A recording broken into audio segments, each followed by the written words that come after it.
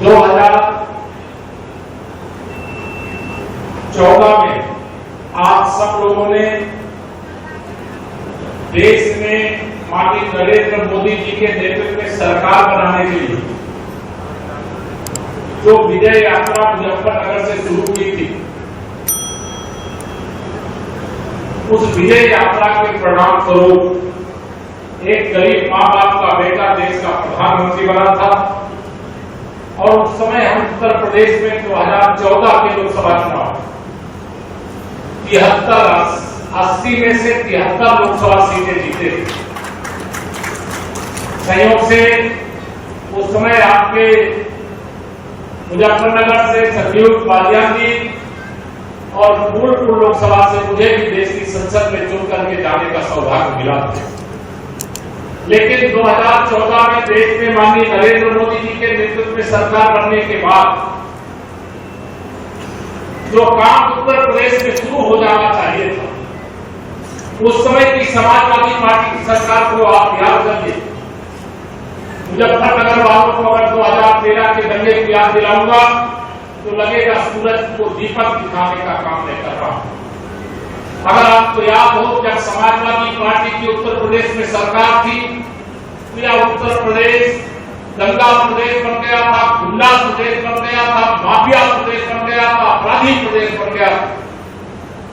लेकिन आप सबके आशीर्वाद 2017 में जब उत्तर प्रदेश का विधानसभा चुनाव हुआ, आपने हमें 325 विधानसभा सीटों पर विजय का आशीर्वाद दिया और माननीय मोदी जी के नेतृत्व में देश में और आदरणीय योगी जी के नेतृत्व में प्रदेश में डबल इंजन की सरकार बनी।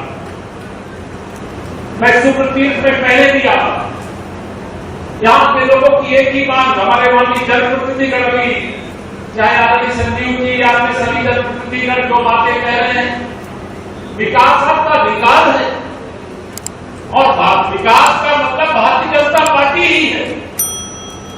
सुप्रीम के विकास के लिए बहुत लंबे समय से मांगे, लेकिन यह मांग कब पूरी हुई? जब आपने डबल इंजन की सरकार बनाने का काम किया, तब यह सुप्रीम की जो महिमा है, जो गरिमा है, उसके अनुसार हम आगे बढ़ने में सफल हो गए।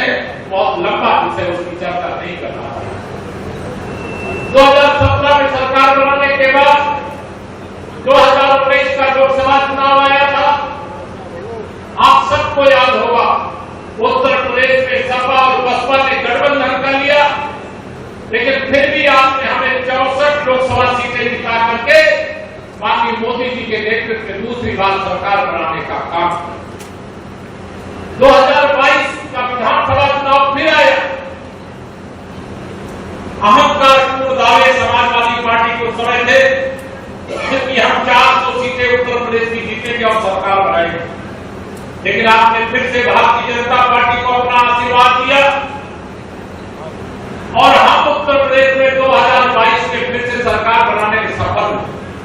2024 के लोकसभा चुनाव जिसकी मैं चर्चा करना चाहता हूं, इस लोकसभा चुनाव में अंतरराष्ट्रीय स्तर से लेकर के राष्ट्रीय स्तर पर साजिश की गई कि मोदी जी को तीसरी बार देश का प्रधानमंत्री अगर बनने से नहीं रोका गया तो भारत विश्व की महाशक्ति बन जाएगा, भारत आत्मनिर्भर बन जाएगा, भारत का गरीब आदमी अमीर बन जाएगा, नौजवान को रोजगार का व्यापक अवसर मिल जाएगा और दुनिया में भारत के तिरंगे का मान बढ़ जाएगा।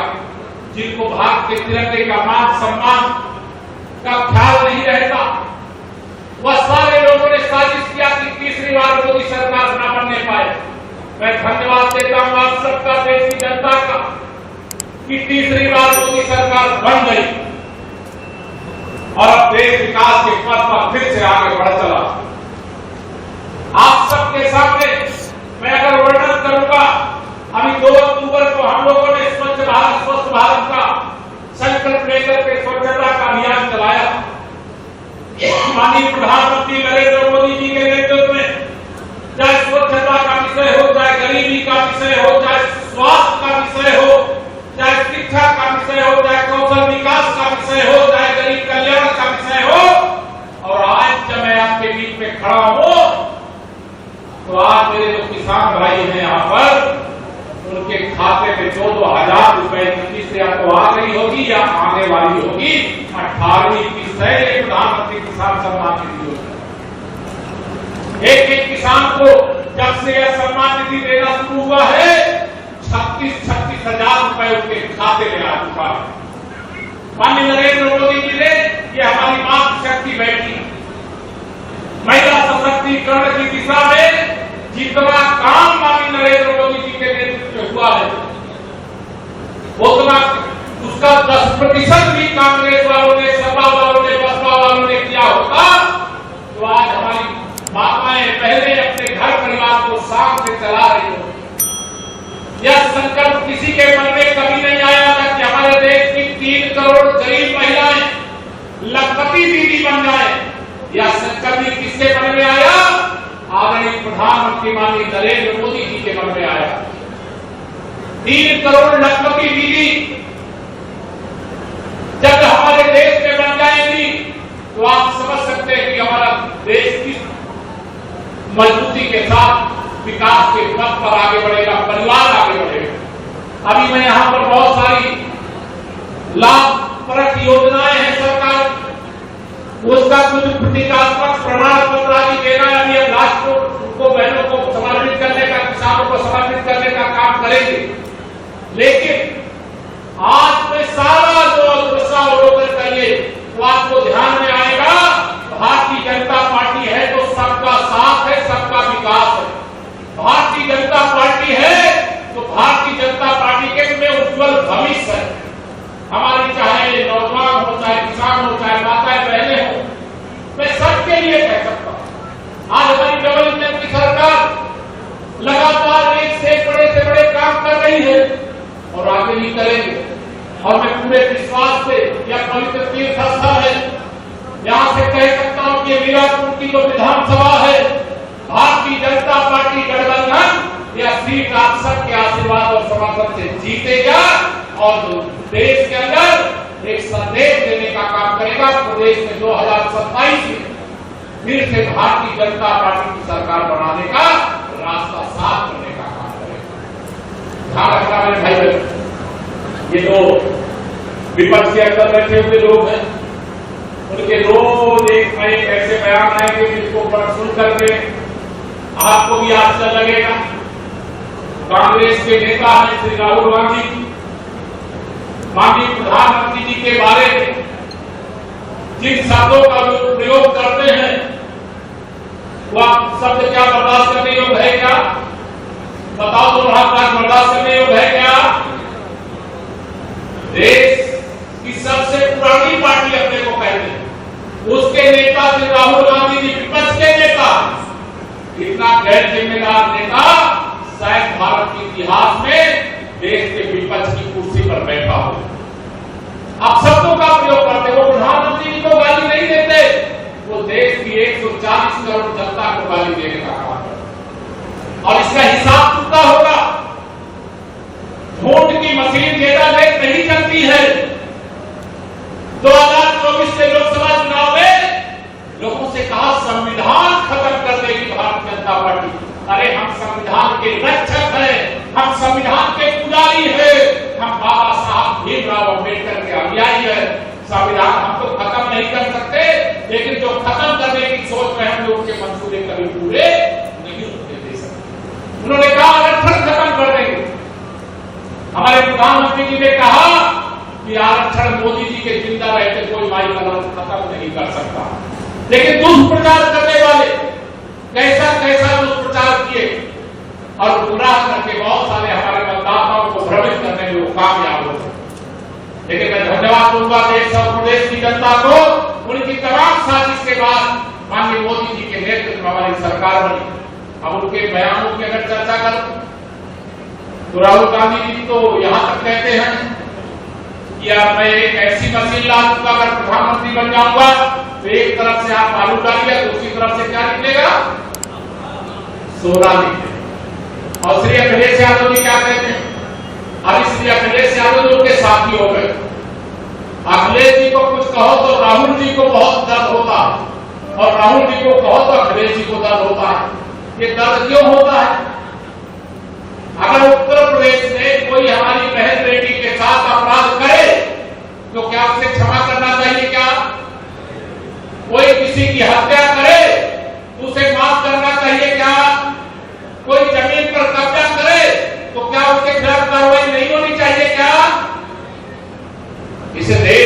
प्रदेश के अंदर जिस संस्कृति को उन लोगों ने पनपाने का काम किया था वह बहुत घटिया और घिनौनी। आज यहां पर हम ग्राम चौपाल में आए, ये भारतीय जनता पार्टी की सरकार और भारतीय जनता पार्टी गठबंधन की सरकार आपके द्वार पर खड़ी है। चौपाल क्यों है? सरकार आपके द्वार पर है, आपकी समस्या आपके पास आकर के समाधान करने के लिए हम लोग आए। आप अपनी समस्या लेकर के कोई लखनऊ आना चाहे, दिल्ली जाना चाहे, उसका स्वागत है, लेकिन आपकी समस्या आपके गांव में, आपके चौपाल में समाधान करने के लिए आए।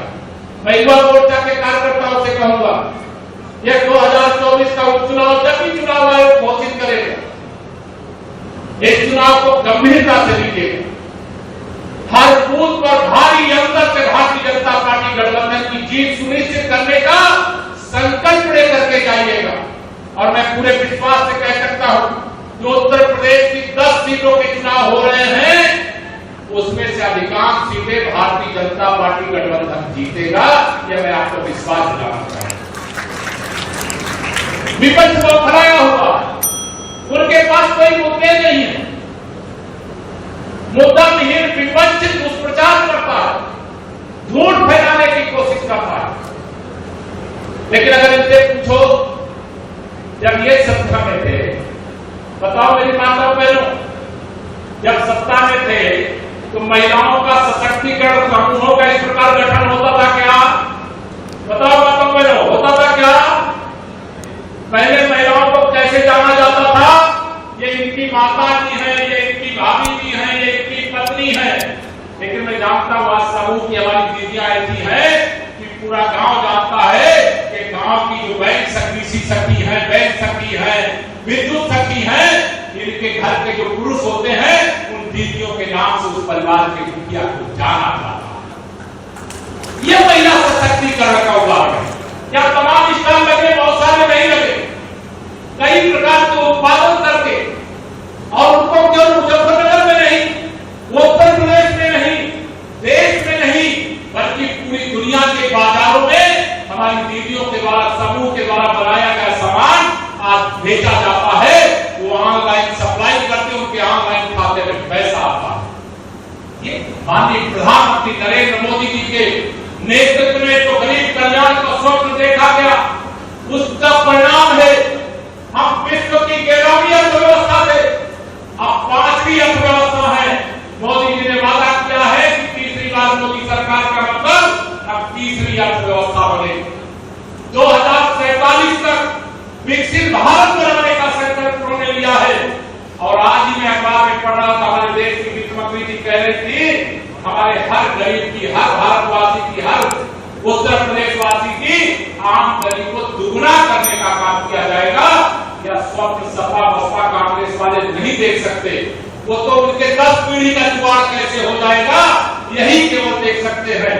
तो मैं आप सबसे पूछना चाहता हूं, बताइए, मीरापुर विधानसभा चुनाव जब भी घोषित होगा, यहां भारतीय जनता पार्टी गठबंधन को आप जिताओगे? दोनों हाथ को जिताओगे? किसी के भरमाने में नहीं आओगे? आएंगे अभी दुष्प्रचार करने, अभी शायद आ रहे हो या ना आए होंगे तो आएंगे, लेकिन किसी के दुष्प्रचार के चक्कर में नहीं पड़ना। इनके पास कोई विजन नहीं है, गरीब कल्याण की कोई योजना नहीं है, किसान उत्थान की कोई योजना नहीं है, नौजवानों के उज्जवल भविष्य का कोई विजन नहीं है इनके पास। यह भारतीय जनता पार्टी ने तय किया है कि हम विश्व की महाशक्ति भारत को बनाने का काम करेंगे और उत्तर प्रदेश के बगैर भारत विश्व की महाशक्ति